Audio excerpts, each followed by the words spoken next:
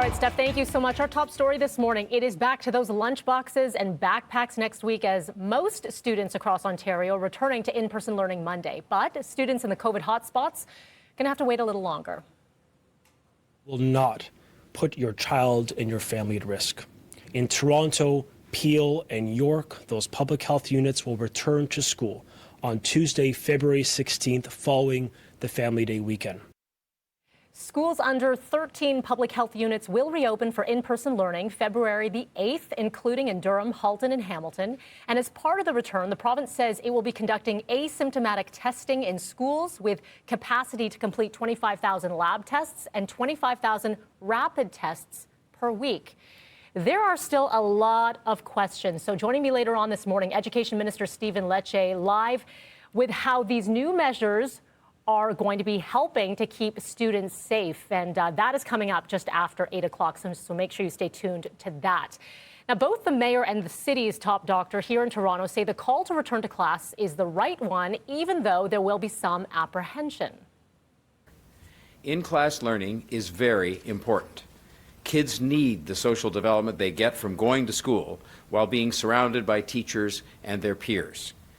The protocols for schools are based around mask use by all, active symptom screening, distancing, cohorting, ventilation, cleaning surfaces, and hand hygiene. Now, Mayor John Tory and Dr. Eileen de Villa saying safety must be a #1 priority when schools resume in-class learning. Again, in Toronto on the 16th of the month. And we're going to get more on the mayor's reaction to the resumption of in-class learning as well as other issues when he joins us for his weekly check-in. That is coming up at 7:05 today. Now, concern from health officials across the province after Ontario's first known case of the South African coronavirus variant was detected in a Mississauga man earlier on this week. And Peel Region's top doctor is worried there could be more cases. So far, the only potential connection that we've identified is that the individual had close contact with someone who works in a healthcare setting. Beyond that, there is no connection to anyone who has a history of travel, and the individuals themselves have not traveled either. And so that really speaks to the risk of community transmission. Mississauga's Mayor Bonnie Crombie says the threat of new variants means that it is too early to reopen everything. And coming up in just a few minutes, you heard from him there, but Dr. Lowe will be joining us live as well. Okay, a petition going before the Ontario legislature today asking that pet grooming be made an essential service and allowed during the lockdown. This petition is being presented by Liberal MPP Mitzi Hunter.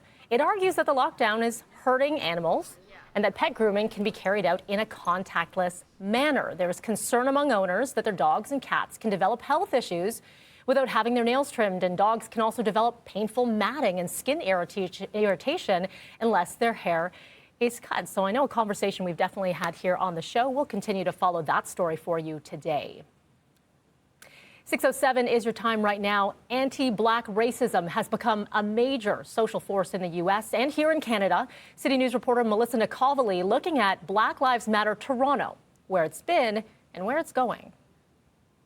Over the past year, we really saw the push to end anti-Black racism take new heights as thousands took to the streets of Toronto to protest the police-involved killing of Black people in the United States as well as on this side of the border.